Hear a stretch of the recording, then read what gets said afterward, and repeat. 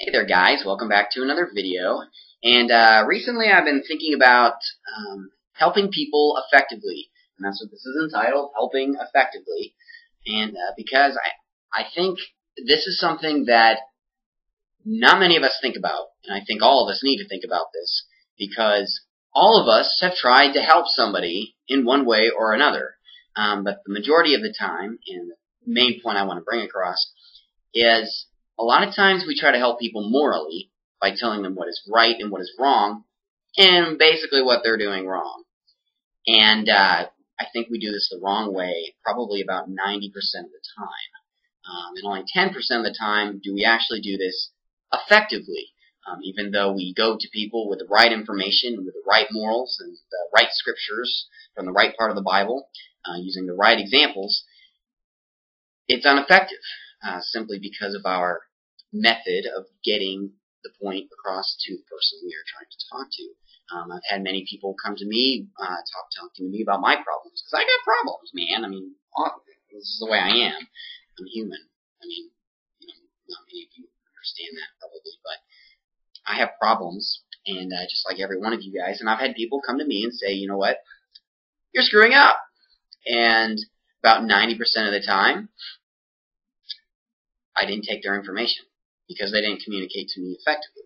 And then as I look back on these times, I realized, you know what they had to say was right, but they communicated it wrong. They came to me the wrong way. And in the same way, I think we do the same thing. And I know I'm kind of jumping all over the place. I'm not really defining what I'm talking about. But anyway, let me go ahead and draw up this little graph here. This is just kind of my own little scheme. I might be completely wrong. Looks like you got a blotch right there. I actually can't see that little white thing. That's only coming up in the webcam. But anyways, let me draw this up. Okay, I'm going to draw a circle representing the human brain. Let me draw it. Let's see, I want to write text. So I'll go ahead and draw it over here. This is the brain. Okay, this is the part that we are trying to influence with information. This is the part of the person we're trying to influence with information.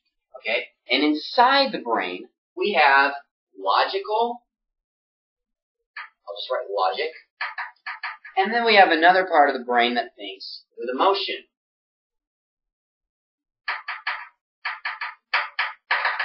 Okay? Now, let me first define here that, or explain, some people think differently. Some people retain information differently. Some people think differently. And it's either with logic or it's with emotion. Some people base their decisions on emotion before logic. Some people base their decisions on logic before emotion. Typically, men base their information on logic, while most women base their decisions on emotion. Now, this isn't always the case. You know, some people say, well, all men are like that. All men base their decisions on logic. That is not true, because I exist. I base my decisions on emotion probably 90% of the time, but I'm also very logical. I think pretty straight. Well, I'm one of the, anyway, I could go on years talking about that. I'm a weird person, okay? I think weird. But typically, if you're talking to anybody, or if you're trying to tell them something that's really important and trying to help them understand, they're either going to retain the emotion through emotion or through logic. But one thing I'd like to make clear here is I think we all think and make decisions based on emotion, especially if you're going up to somebody. Now, for example, well, let me go ahead and drop this graph here.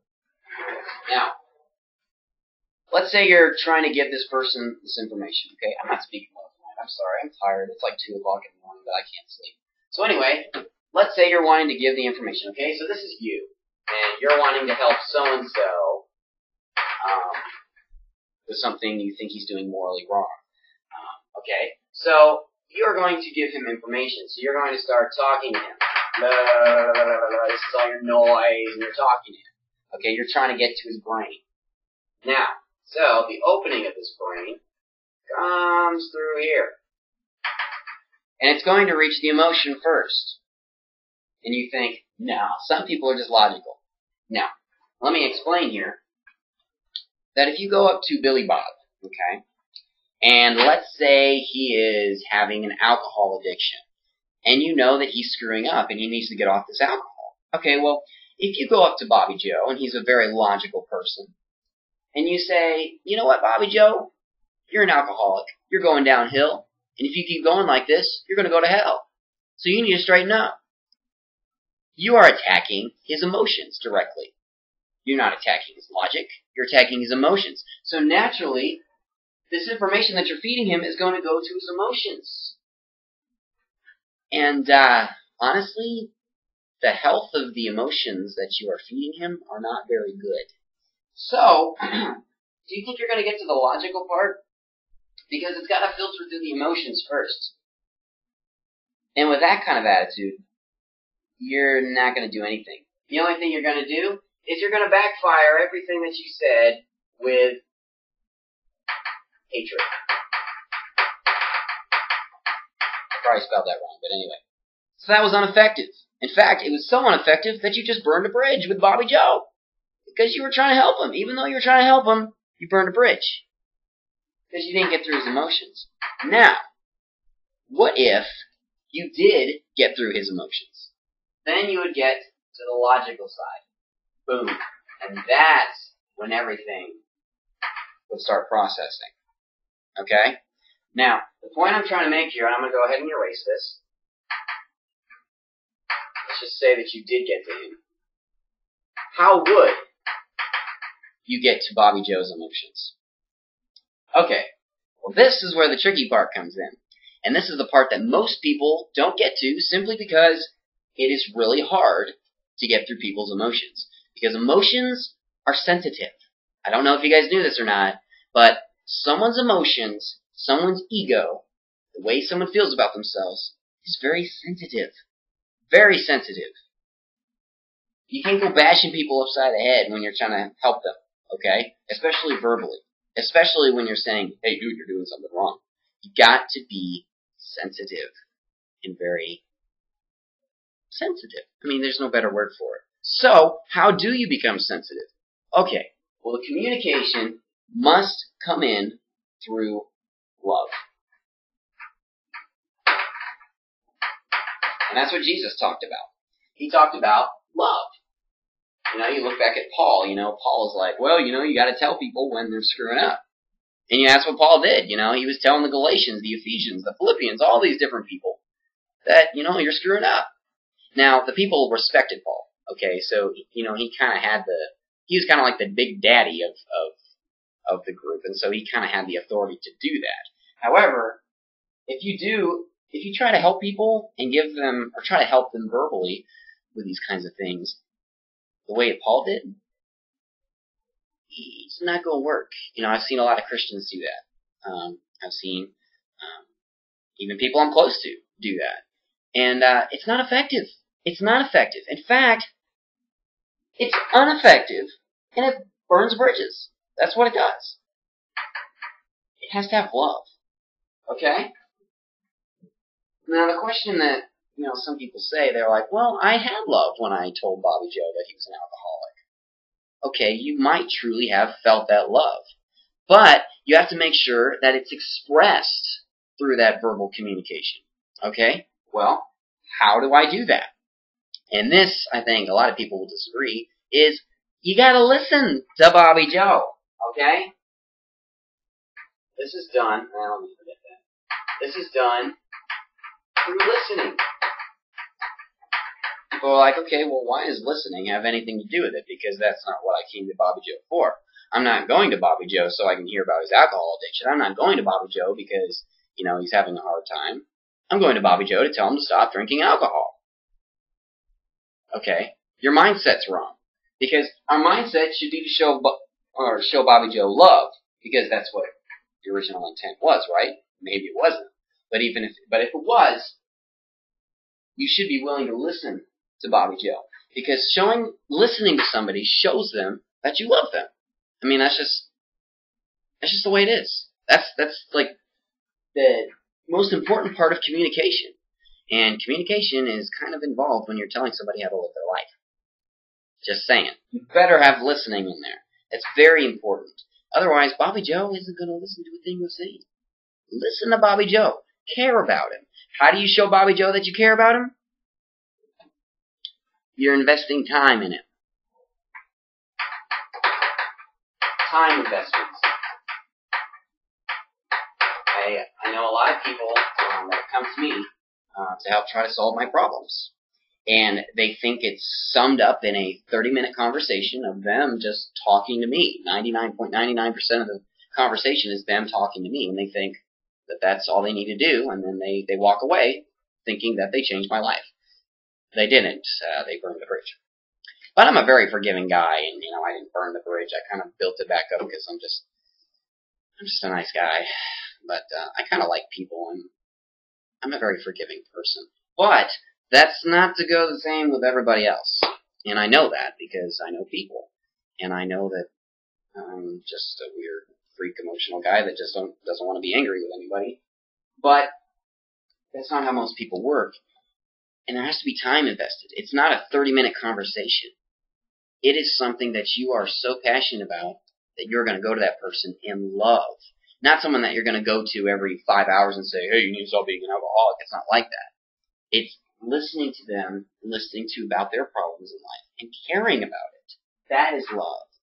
Love isn't a 30-minute conversation.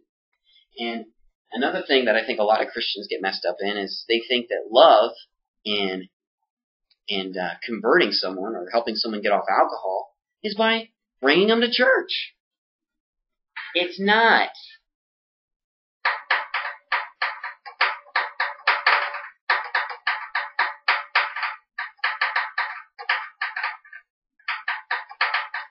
I've had people thinking that they could fix my problems by bringing me to church one Sunday. And they are all excited when I said yes. And I said, oh yes, I'll go to church. And they didn't even know what the sermon was going to be about. And I'd go to church, and I'm sitting here in pews, and I'm just thinking, man, I feel like such a lost sheep. I feel like such a project. And I've talked to many people about that that have felt judged in life, and they say, I just feel like a project. I feel like a project for these Christian people. And, being a project is not being loved. A project is something that you do with your hands. That's physical. You don't treat people like a project. You don't treat people like you're building a birdhouse. That's emotional. It's sensitive. That is a human person that we are talking about. And they should be loved, not treated as a project. You have to invest time in them. Time investment. And I think so many people are unwilling to do that, especially with people's problems. They think, well, I can just send a quick Facebook message and it'll change their life. It's not like that. You don't change people by telling them what they're doing wrong. You change people by caring about them and caring about the pain or the struggle that they are going through with their addiction. Have you ever thought about the struggle that Bobby Joe is going through in his alcohol addiction? Maybe that should be paid attention to before the alcohol addiction. I'm not saying I'm an alcoholic by any means. I'm not. But I think that's just a very popular situation that is dealt with. So, how do we get to Bobby Joe's emotion? Love him. Listen to what he's going through. Listen to his struggles. Time investment. Don't just take 30 minutes of your life to, try to stop this addiction. Take your time and learn about Bobby Joe. It's important. Listen to him. It's not just about taking him to church. It's not about bringing him to church. Church doesn't do anything. Church is an assembly, or should be, an assembly of believers showing love. But that's not what it is anymore because we're just messed up. I'm not against churches. Because the church is not what it should be, bringing Bobby Joe to church isn't going to do anything. It's just going to make him feel like a project. So how do you get to his emotion? Love him. And if he sees that you care and that you are loving him, that's what's going to trigger the logic. And he's going to say, you know what? I think they're right. I do have a problem. And there is a life out there. Because I see it in them that is worth living for and striving for. And worth quitting this alcohol addiction. And I think that's the huge... that's what's so important about communication and helping people effectively. If you don't have love in it, it's not going to be effective. I'm going to go over here because the lighting is better. But, so yeah, anyway, I'm not going to make this video too long. It looks like I'm running at about 15 minutes. I haven't been talking for 15 minutes. But anyway, that's my spiel on that. I've been thinking a lot about that. And, so yeah, hope you guys enjoy the video. Have a great night, and hope you don't mind the black and white thing. I'm doing a test with my webcam because the lighting and the coloring was like really bad, like the contrast was nasty, and it made me look like I have pink lips or something. So I'm going with black and white now. So anyway, I will talk to you guys later.